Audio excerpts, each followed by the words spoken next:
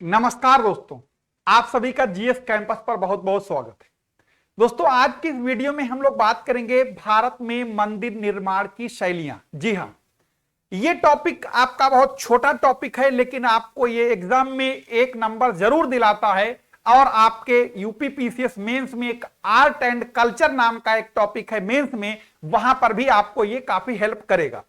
तो इसमें हम लोग जानेंगे कि भारत में मंदिर निर्माण की कौन कौन सी शैलियां हैं और उन शैलियों से निर्मित कौन कौन से मंदिर हैं। और इन तमाम चीजों में के लिए आपने हमेशा रट्टा लगाया होगा, लेकिन आज आपको सिर्फ 5 से 10 मिनट के अंदर एक मैप के जरिए इतना क्लियर बात हो जाएगी कि शायद आपको रटने की कभी फ्यूचर में जरूरत नहीं पड़ेगी। तो आइए शुरू करते हैं मंदिर निर्माण शैली। तो देखते हैं, सबसे पहले अगर यहां पर बात कर लें कि आखिर भारत में ये मंदिर के साक्ष्य कहां से मिलते हैं, यानी मंदिर निर्माण के साक्ष्य कहां से मिलते हैं, तो भारत में सर्वप्रथम मंदिर निर्माण के साक्ष्य गुप्त काल से मिलते हैं। यह बात को ध्यान रखना। हड़प्पा सभ्यता में कोई भी मंदिर के साक्ष्य नहीं मिलते हैं, और बहुत सारे साक्ष्य मिले मूर्तियों के, लेकिन मंदिर के कोई साक्ष्य नहीं प्राप्त होते। तो पहला क्वेश्चन यहीं से पूछता है कि मंदिर निर्माण के साक्ष्य कहां से मिलते हैं? गुप्त काल से मिलते हैं। तो याद रखिए, अब यहां पर लिखा हुआ है गुप्तोत्तर काल, यानी कि गुप्त काल का जो यानी उत्तरवर्ती यानी ऊपर चल, तो वहां पर क्या हुआ, मंदिर निर्माण की जो प्रक्रिया यानी थी वो 3 शैलियां बहुत ज्यादा चर्चित यानी पॉपुलर हुई। और वो 3 शैलियों का जो विकास हुआ, वो 3 शैलियों में एक कहलाई नांगर शैली, दूसरी कहलाई बेसर शैली, और तीसरी कहलाई द्रविड़ शैली। ये क्या है नांगर बेसर द्रविड़, इसी चीज को यहां पर इस वीडियो में समझेंगे। तो अगर जैसे कि अभी हमने आपको बताया कि जो पहली शैली है वो नांगर शैली, ठीक है, दूसरे पर द्रविड़ रख लो, तीसरे पर आप बेसर, कोई भी रख लो, इन तीनों को हम लोगों को पढ़ना है। याद रखिएगा, ये कैसे ही नहीं याद रखना है, आपको बिल्कुल रट्टा लगाने की कोई जरूरत नहीं, सिर्फ याद रखना है कि कैसे कैसे ये इनको हमें समझना है, और वो भी मैप के जरिए। ये बात तो लिखी हुई, लेकिन हम आपको अलग से मैप पर बताएंगे।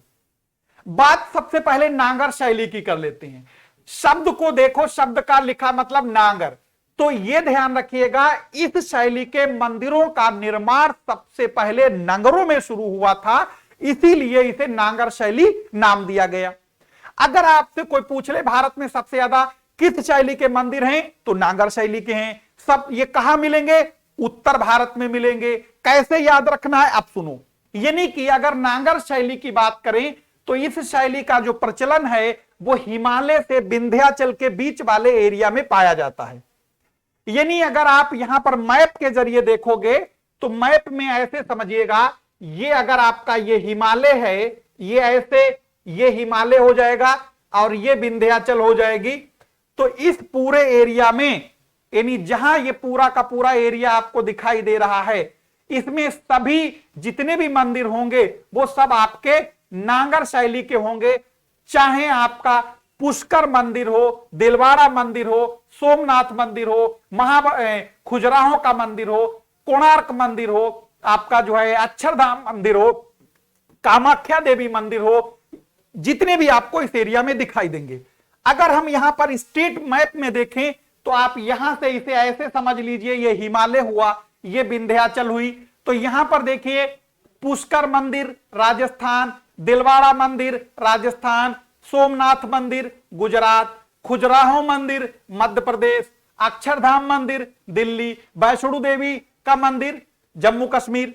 इसी तरीके से यहां पर आ जाएं कामाख्या देवी, यानी जितने भी नाम हमने गिनाए, कोणार्क का, पुरी का, ये सब आपके नांगर शैली के ही बने हुए हैं।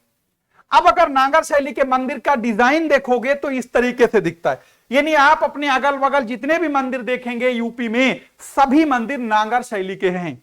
यहां तक कि आपको ध्यान रखिएगा, अयोध्या में जो मंदिर बन रहा है, ठीक है, तो वो मंदिर भी नांगर शैली का होगा। किस शैली का होगा? ठीक है, तो नांगर शैली का होगा। अब यहां पर यह बात ध्यान रखिएगा कि नांगर शैली कहां से कहां तक के बीच में मिलेगी, इसमें सभी जितने भी मंदिर होंगे वो नांगर शैली के होंगे, अगर आपको क्षेत्र आपको याद रहेगा तो। अब जैसे इनके हम एग्जाम्पल की बात करते हैं, तो जैसे अभी हमने बताया खजुराहो मंदिर मध्य प्रदेश, दिलवाड़ा मंदिर राजस्थान, सोमनाथ मंदिर गुजरात, जगन्नाथ उड़ीसा, अक्षरधाम दिल्ली, पुष्कर मंदिर राजस्थान और सूर्य मंदिर उड़ीसा। याद रखिए जो पुष्कर मंदिर है वो ब्रह्मा जी को समर्पित राजस्थान में है, अजमेर में पड़ता है। और इसी तरीके से आपको यहां पर सोमनाथ जो बहुत इतिहास में पूछा भी जाता है तो ये आपका गुजरात में है, जैसा कि आगे लिखा हुआ भी है। ठीक है, अब हम लोग आते हैं दूसरी शैली पर। अगर दूसरी शैली पर आने से पहले अगर आप तीनों मंदिरों की डिजाइन को देखेंगे तो नागर शैली के मंदिर आपको इस तरीके से दिखाई देंगे, बेसर शैली के मंदिर आपको इस तरीके से दिखाई देंगे और द्रविड़ शैली के मंदिर आपको इस तरीके से। अगर हम साइज की बात करें तो सबसे बड़े आकार में ये द्रविड़ शैली के मंदिर होते हैं। अब यहां पर अगले बात करते हैं हम लोग यहां पर बेसर शैली। तो बेसर शैली को ध्यान रखना, ये असल में है क्या, नागर शैली और द्रविड़ शैली का एक मिक्सचर है। यानी इस शैली में आधे लक्षण नागर के, आधे लक्षण द्रविड़ शैली के मिलेंगे, यानी दोनों को मिला के एक नई शैली का जन्म दिया हुआ। तो बेसर शैली को याद रखना है, इसके जो है विंध्याचल पर्वत से लेके कृष्णा नदी के बीच वाले क्षेत्र में मिलेंगे। यानी कि जैसे अभी हमने ये विंध्याचल बताई थी, यहां पर ये कृष्णा नदी है, इस वाले एरिया में जितने मंदिर मिलेंगे सब बेसर शैली के होंगे। इनकी संख्या तीनों शैलियों के मुकाबले सबसे कम होगी, यानी नागर और द्रविड़ के मुकाबले बेसर शैली के मंदिर सबसे कम संख्या में है और सबसे कम एरिया भी इसी शैली के अंतर्गत आता है। इसमें आप एक नाम सुना होगा कैलाश मंदिर, जो कि राष्ट्रकूट शासकों ने बनवाया था, महाराष्ट्र में अलोरा में है, जो कि बहुत पॉपुलर मंदिर है। तो अगर उसका एग्जाम्पल पूछ लें तो आपको याद रखना है कैलाश मंदिर। ठीक है, कैलाश मंदिर बहुत पॉपुलर एग्जाम्पल है इसका। अगला आता है अब तीसरे नंबर पे, अगर हाँ इनके हम जो बेसर शैली के मंदिर हैं उनको देखेंगे, उनमें जो है उनका डिजाइन कैसा लगेगा, यानी उनका ये इस तरीके से जो मंदिर आपको दिखाई दे रहा है ये बेसर शैली का होगा। तीसरे शैली में आते हैं अब हम लोग, इनमें द्रविड़ शैली, और ये सबसे इंपॉर्टेंट शैली है। इसके मंदिर एग्जाम्पल में बहुत पूछे जाते हैं क्योंकि आकार में बहुत भारी होते। ये शैली मुख्यतः दक्षिण भारत में जन्मी। अगर हम लोग इसका भौगोलिक एरिया की बात करें तो द्रविड़ शैली जो है वो कृष्णा और कन्याकुमारी, यानी आप ऐसे समझिएगा इस शैली का विस्तार भारत में जो है वो कृष्णा नदी से लेकर कन्याकुमारी तक हुआ। यानी अगर आप मैप में समझोगे इसमें ऐसे, तो आप इसमें समझिएगा यहां पर ये नदी कौन सी बह रही थी, कृष्णा नदी। ये कृष्णा नदी थी और ये कन्याकुमारी है। इस पूरे रीजन में जितने भी मंदिर मिलेंगे वो सभी के सभी मंदिर जो हैं वो द्रविड़ शैली के होंगे, और इनमें बहुत बड़े बड़े नाम अभी आपको बताएंगे।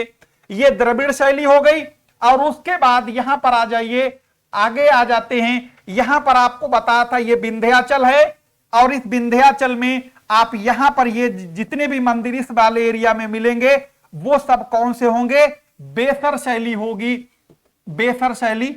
और इसके बाद आ जाते हैं अब इसमें, यहां से लेके ये पूरा एरिया जो आप देख पा रहे हो, इस पूरे एरिया में जितने भी मंदिर मिलेंगे वो सब कौन से होंगे, नागर शैली के होंगे।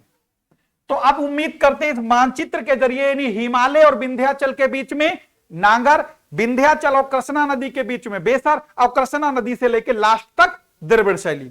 अब द्रविड़ शैली में अगर मंदिर का आकार देखोगे, जैसा कि हमने पहले ही कहा, ये बहुत ही भव्य मंदिर मिलते हैं, बहुत बड़े साइज में होते हैं। और इन कई सारे कई जैसे कि एक आपका मीनाक्षी देवी मंदिर जो कि मदुरई में है, रामेश्वरम मंदिर, जो ये दोनों मंदिरों की अगर हम लोग बात करें तो ये दोनों मंदिर हमने खुद, यानी हम इसके प्रत्यक्षदर्शी हैं, हमने खुद देखे, बहुत ही विशाल, बहुत ही शानदार, बहुत ही भव्य मंदिर बने होते हैं। और खास तौर से इनकी खूबी यह है कि एक बड़ा सा प्रांगण होगा, उसके बीच में बने होते हैं। तो अब अगर हम लोग यहां पर देखें तो जैसे आप देख पा रहे होंगे ये आपको द्रविड़ शैली का मंदिर बना हुआ है। अब इनमें अगर हम लोग इनके एग्जाम्पल की बात कर लेते हैं तो एग्जाम्पल में ध्यान रखना, महाबलीपुरम मंदिर तमिलनाडु में जो कि पल्लव राजाओं द्वारा बनाया गया था, सबरीमाला मंदिर केरल में जो कि महिलाओं के प्रवेश को लेकर बहुत ज्यादा पॉपुलर है, यानी चर्चा में रहा, रामेश्वरम ये कि आपका रामेश्वरम में है, ठीक, मीनाक्षी देवी मंदिर ये तमिलनाडु में है, इसकी बात अभी हमने करी, तिरुपति बालाजी आंध्र प्रदेश में है, और बृहदेश्वर मंदिर तंजौर में है। याद रखिएगा ये बहुत बार पूछा जा चुका है, बृहदेश्वर मंदिर जो कि कावेरी नदी के डेल्टा पर एक बसा हुआ शहर है जिसका नाम है तंजौर। इसी में बसा हुआ है। तंजौर चोलों की राजधानी थी और चोल साम्राज्य जो है एक बहुत ही विशाल और बहुत ही संपन्न राजवंश हुआ करता था। और इसी में एक शासक हुए थे जिनका नाम था राजराज प्रथम।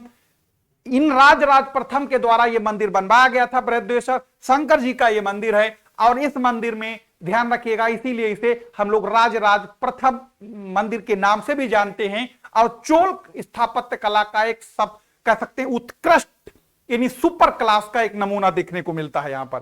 ठीक है, तो यह मंदिर। अब यहां पर एक अपवाद है। अपवाद कैसा होगा जरा देखते हैं।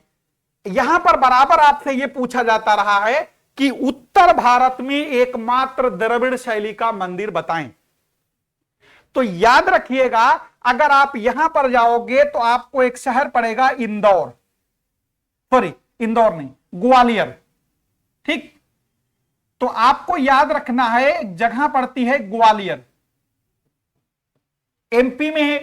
तो ग्वालियर में एक जो मंदिर है उस मंदिर का नाम है तेली का मंदिर। ठीक है, तेली का मंदिर।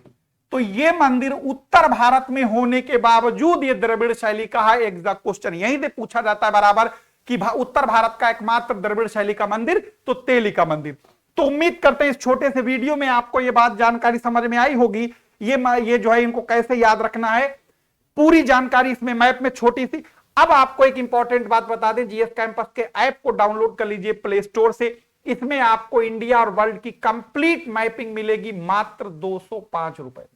इतने में तो एटलस खरीदते होंगे कंप्लीट पीडीएफ के साथ।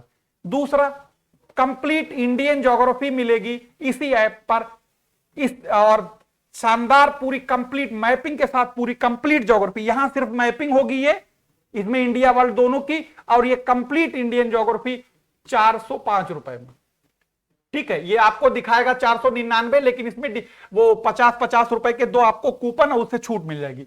तीसरा, आपको यहां पर कंप्लीट पॉलिटी के नोट्स मात्र और मात्र इतने में, इसमें आपको करीब करीब 50 पेज के हैं, 50 या 60 पेज के। इसमें आपको पूरी यूपीपीएससी लेवल की आपको जो है या यूपीपीसीएस लेवल की कंप्लीट पॉलिटी मिल जाएगी। फिर मिलेंगे किसी नए वीडियो में इसी तरीके की इंपॉर्टेंट जानकारी के लिए। धन्यवाद।